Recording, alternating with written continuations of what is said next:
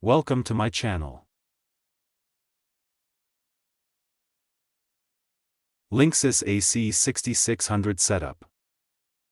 Here's a video script for setting up the Linksys AC6600 Wi-Fi mesh system.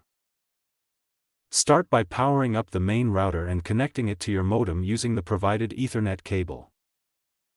Download the Linksys app from the App Store or Google Play. This app will guide you through the setup process. Open the app and either log in or create a new Linksys account if you don't have one yet.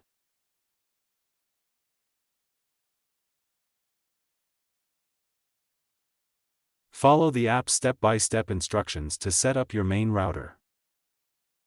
Give your new Wi-Fi network a name and create a secure password to protect it.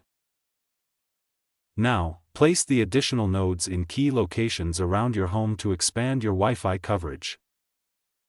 Power up the extra nodes. The Linksys app will automatically detect and sync them to the main router. Check the app to make sure all nodes are connected and placed optimally for the best coverage. That's it. Now you're ready to enjoy fast, reliable Wi-Fi throughout your home.